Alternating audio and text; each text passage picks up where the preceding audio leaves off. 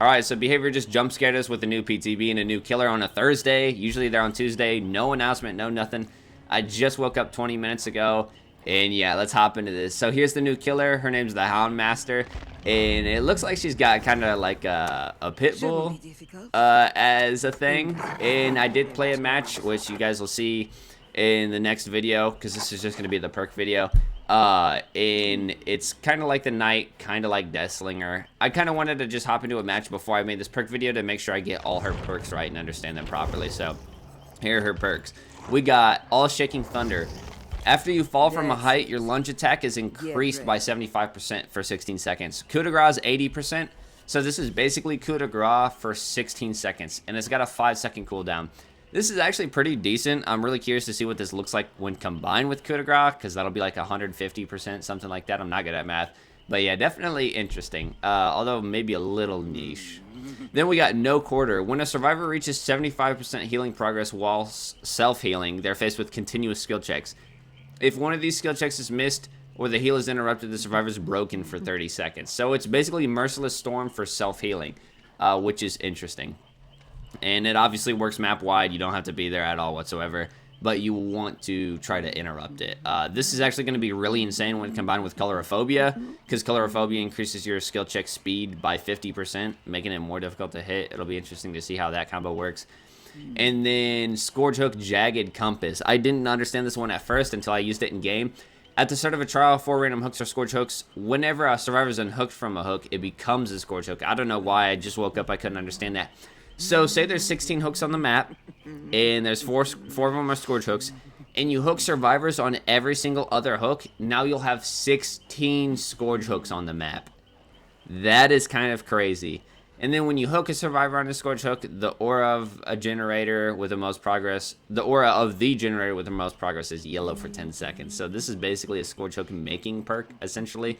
And anytime you hook a survivor on a Scourge Hook, you get to see the generator with the most progress, which could be good for maybe pop or something like that. But yeah. Let's hop over to the survivor side real quick, because we do got a new survivor as well. And her name is Tori Kane, and these are her perks. She's got Clean Break after you finish healing another survivor while being healed by another survivor. So you finish healing a survivor, you get injured, and then another survivor starts healing you. You press the active ability button, you're broken for 60 seconds, and then after 60 seconds, you're healthy. So this is literally Moment of Glory. Like they released Moment of Glory twice, except for now instead of chests, you just have to heal a survivor.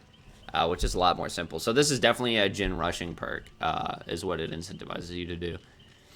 Then you got Invocation. I seen this icon, Treacherous Crows. Okay, so it's the same as Weaving Spiders. You become injured and gain broken for the rest of the trial. When a survivor is in the terror radius and the killer scares a crow, their aura is revealed to all survivors for 2 seconds. So if they're chasing a survivor and they scare a crow, their aura is revealed to all survivors for 2 seconds. You could use Eyes of Belmont to make it 4 seconds for you. Basically, like, I mean, this is a really good perk, not by its own, but if you're gonna use Weaving Spiders, you might as well throw this on at the same time. That's not bad at all. But on its own, it's pretty bad.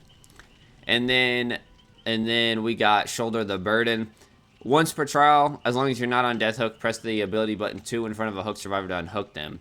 When they're unhooked, they lose 1 health state and you gain 1 hook state. You also scream and become exposed for 20 seconds. So this is literally, Otsdarva just talked about this with True Talent, where I don't remember what he called it. It had something to do with burden, but basically you take a hook state from another survivor. Except for he was talking more along the lines of making it a base kit thing and not a perk.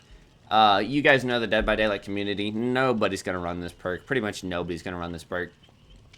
The only time people are really going to run this perk is when they have a new friend playing, because this game is absolutely brutal for noobs, and now you can keep them in the game just a little bit longer. So this could be really solid. But yeah, that does it for the new killer perks and survivor perks. Do I want to go over the add-ons?